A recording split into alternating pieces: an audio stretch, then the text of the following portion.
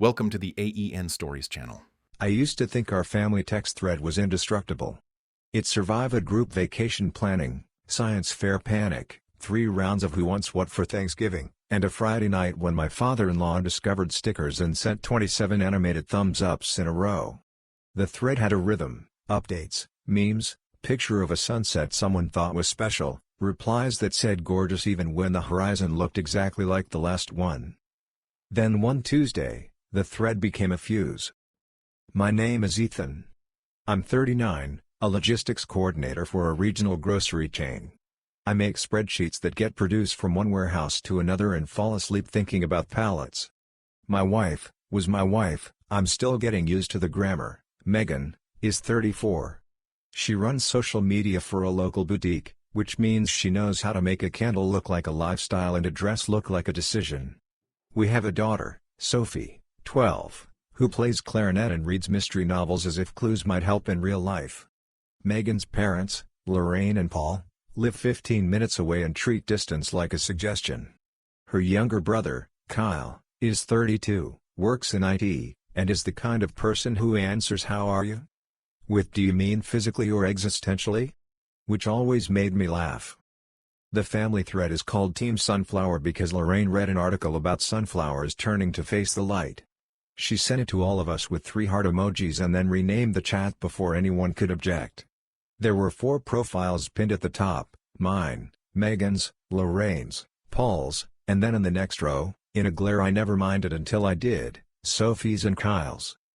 It was a Tuesday like any other. My boss had scheduled a 4 p.m. meeting that came with a chart and a sense of urgency no one could justify. I was at my desk pretending to care about a new route to save 6 minutes on a produce haul when my phone buzzed on the corner in our house's familiar staccato, family thread. I glanced at it the way you glance at a car alarm in a parking lot, annoyed, tolerant, resigned. From Kyle, I'm outside. Tell him you're grabbing wine. 20 minutes? I can't stop thinking about Sunday. The message landed with a casual cruelty that didn't register right away. I saw outside and wine and 20 minutes and knew vaguely that Megan had mentioned a book club. Then my eyes did the slow slide to the names at the top of the thread. Team Sunflower. All of us. Megan, me, the grandparents. And Sophie.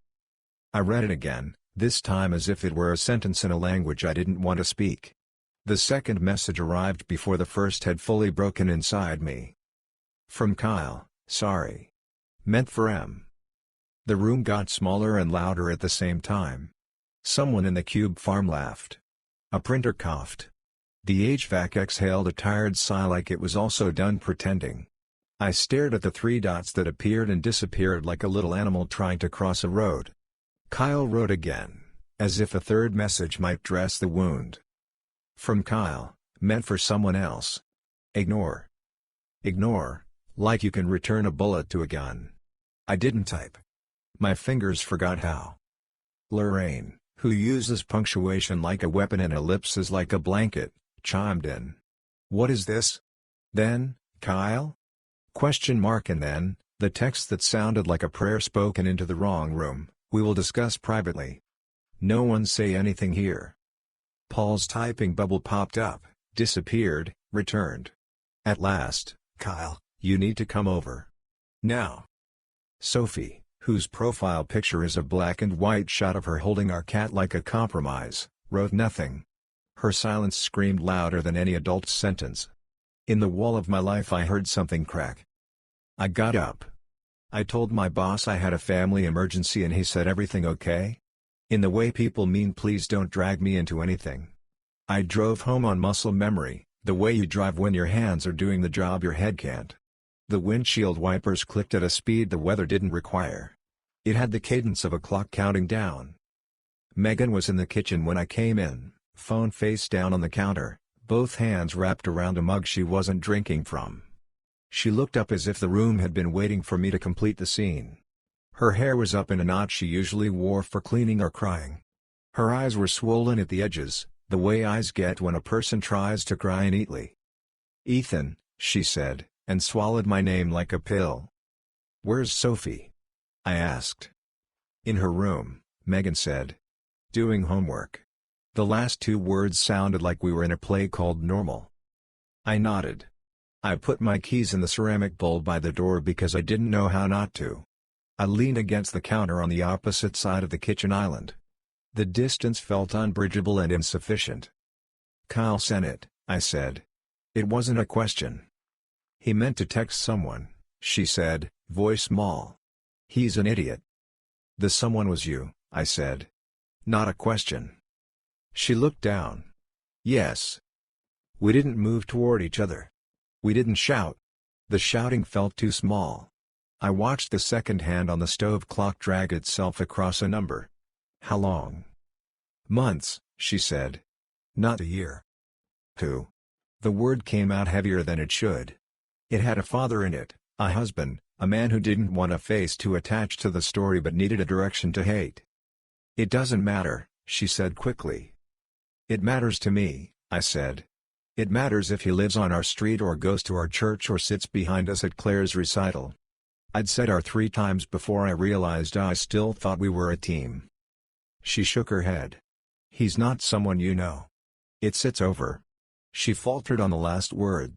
"It was over last week." "Last week," I repeated. "And Kyle, your brother, was organizing a rendezvous outside our house today." "That kind of over?" The sarcasm tasted like pennies. Her eyes flicked to the hallway, toward Sophie's room, toward the portal where a real life lived. "Please," she whispered. "Please what?" I asked, and then answered myself. "Please don't make a scene. Please don't involve a child. Please keep this in the vault because our brand is curated." It was cruel and unfair. It was also true. She took a breath, the kind you take when hopping from one icy rock to another. "Please don't say anything in the thread. Mom is already policing the optics," I said. "Yes, I saw." The door opened before either of us could add a new branch to the tree of bad options. Kyle walked in without knocking, as he always had, years of habit collapsing into a single graceless entrance. He looked like a man who had sprinted through a fire and realized his clothes were fine but his skin was not. He held his phone like it might yet be a time machine. "I'm sorry," he said immediately, hands up, words tumbling. "I meant to text," he stopped, "because saying her name in my kitchen would have been a new crime." "I meant it for Megan," he said. "It was supposed to go on it to you. Not to everyone." "It did," I said. "It went to everyone." He nodded like he could wear the guilt physically if it would help. "I'm sorry," he repeated. "For the message," I said. "Or for the message content?" For he flailed and then straightened. "Say this for Kyle, he is a coward for 5 seconds and then he finds a scrap of backbone. For both. For all of it. I knew. I shouldn't have. I thought," he laughed, a small, joyless bark. "I thought it would pass. I was trying to keep my sister's life from exploding. I was wrong. I made it worse. I'm sorry." "You were the courier," I said. "And the cover." He didn't argue. "Yeah." Megan's phone buzzed again on the counter. "Lorraine, we are on our way. Do not say anything to the child. Paul, we're coming." Sophie appeared in the doorway with the sad bravery of kids who know too much. She had her hair in 2 braids from soccer practice, a smudge of something, marker? Mascara? Near her wrist like a note she'd written to herself and rubbed at. She looked at me, the way kids do when they need an anchor. I tried to be one. "Mom," she said softly. "Now everyone knows." The words hung there, neon. Megan closed her eyes like she'd been slapped. Kyle looked at his shoes. I crouched down so I could meet Sophie's gaze at level. "You didn't do anything wrong," I said. "You didn't make this happen and you don't have to make it okay for anyone." She nodded, grateful and furious. "And Julie texted me, 'Are you okay?' And I don't even know what that means," she said, voice quivering. "I'm not okay. But I'm not okay. I'm mad." "That's allowed," I said. She looked at Megan then, and the look hurt more than any sentence. "Why would you do that?" The question didn't have a calculus answer. It required a language we hadn't taught her. Megan opened her mouth, closed it, opened it again. "I'm sorry," she said. "I'm so sorry." "Sorry doesn't fix it," Sophie said, and I loved her in that moment more than I could bear. She went past us into the living room, sat on the couch, and pulled a blanket over her legs like ritual. Our cat jumped up, unaware of plot, and made bread on her knees. She let him. Lorraine and Paul arrived like weather. Lorraine led with voice, Paul with presence. She came into the kitchen pointing her finger like it was a wand that could restore order. "We are going to take control of the narrative," she announced, as if there were a press corps on our lawn. "We do not comment in the chat. We do not invite gossip. We call this a misunderstanding." She looked at me and softened her tone the way people do when they remember empathy as a strategy. "Ethan, let's sit and talk." Paul put his hand on my shoulder. He didn't squeeze. He just placed it there, a weight I didn't know I needed. "I'm sorry, son," he said. Son, not son-in-law.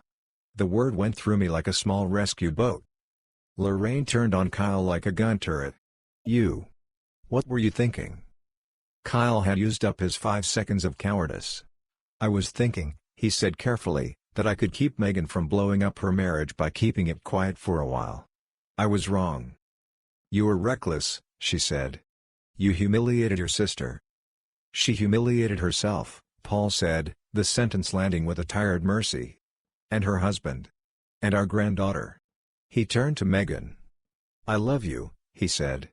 "That's why I'm not going to pretend." Lorraine inhaled sharply. "Paul?" "Lorraine," he said, not unkindly, "we can't declaw this with euphemisms. The child has eyes. The husband has a heart." We sat. Not around the table.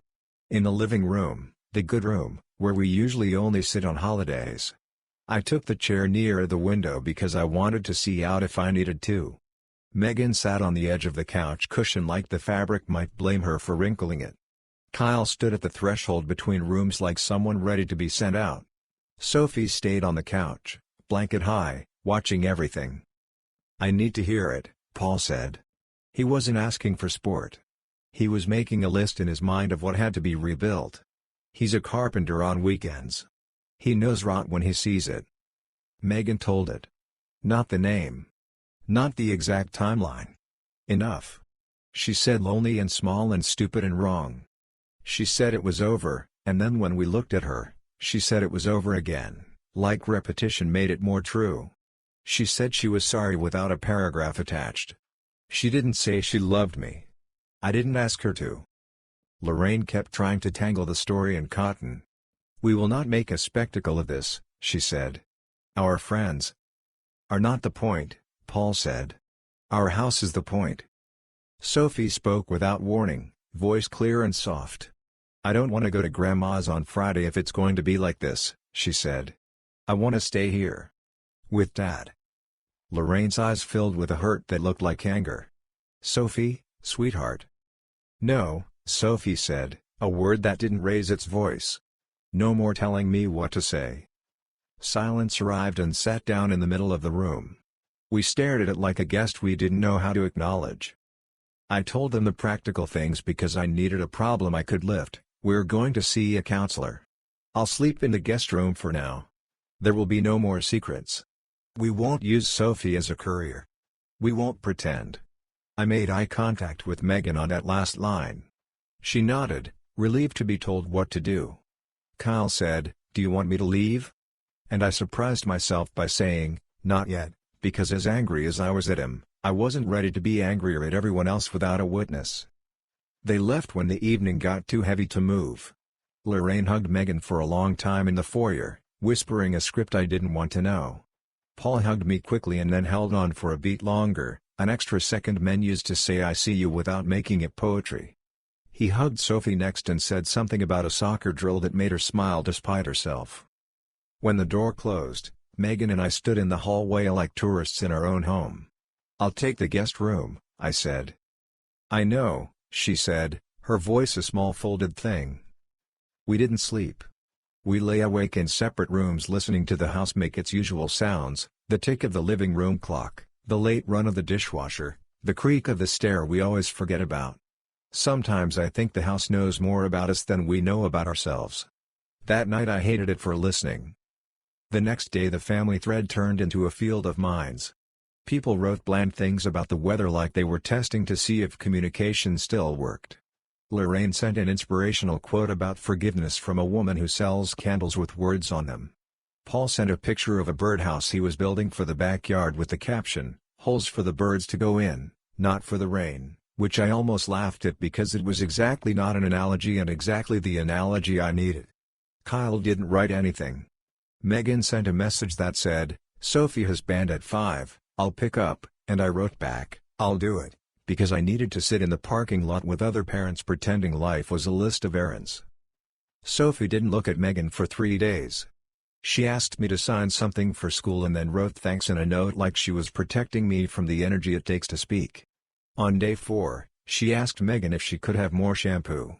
On day 5, they rode to practice together. On day 6, Sophie laughed at a story about a girl in math class who writes her sevens like ancient runes. Forgiveness does not make an entrance. It sneaks into the room in socks and sits quietly waiting to be noticed. We went to counseling. The counselor had a soft voice and a firm way of making us stop talking over each other. Megan said words I had predicted and words I had not. She said she felt invisible next to my schedule and the life we built that felt like a machine she didn't know how to stop. I said I felt ambushed by a story I wasn't told I was in. The counselor said things about repair and rupture and asked us to write down when we felt closest before this. She asked us not to decide the outcome in the first session. I wanted to. Decisions are my job. Ambiguity is my enemy. I tried to breathe instead. Kyle texted me a week later asking if we could talk. I said yes and met him at a coffee shop where the barista knows my order and didn't ask why I looked like a man who needed a hug. Kyle sat across from me, hands clasped like he was in a court he respected. "I'm sorry," he said again, as if it might sound different this time. "I was covering for her because I thought it would keep you from getting hurt."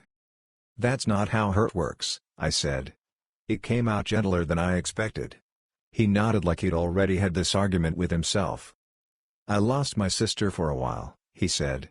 "I kept thinking, if I protect this, maybe I get her back. But it wasn't her I was protecting. It was the fantasy of her." He looked at me. "I betrayed you." "Yes," I said, because my mouth had learned the value of short true sentences. He didn't cry. He did something worse, he didn't try to make me absolve him to feel better. "I'll take whatever you want to give me," he said. Cold shoulder. Nothing. Understanding. Whatever. "I'm here if Sophie ever wants a ride or a pizza or to talk to someone who is not her parents." "She's not your cover anymore," I said. "I know," he said. "She told me herself."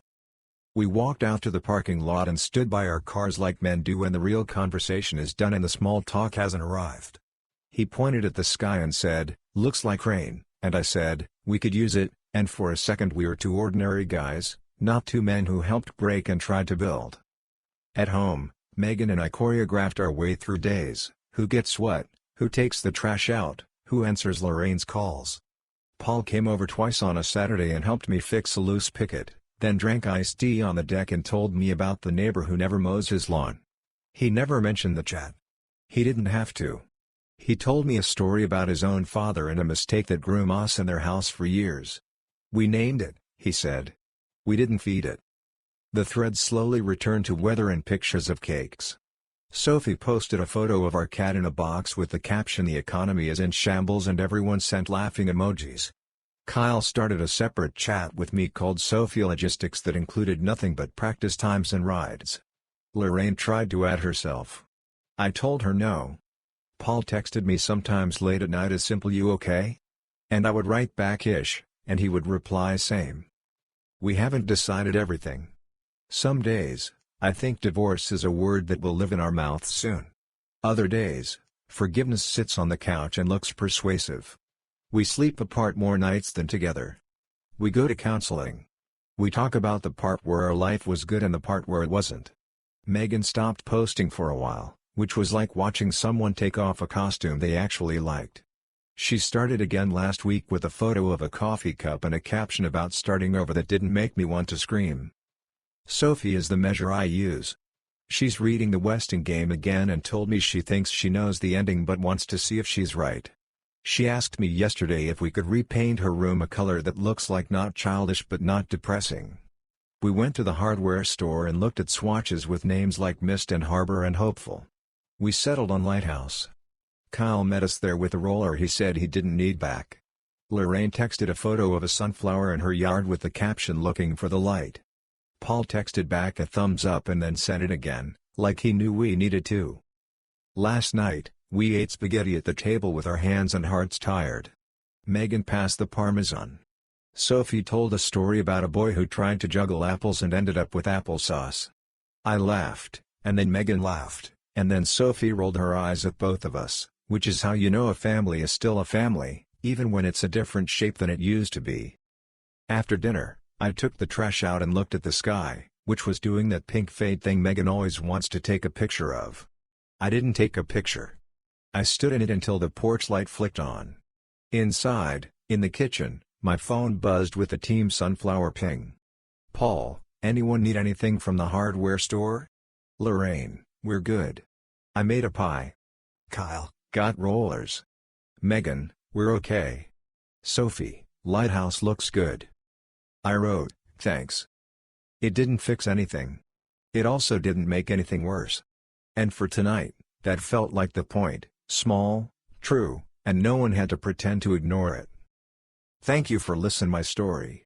If you want more raw, real, and gripping stories like this one, subscribe to the AEN Stories channel. Your support keeps these stories alive.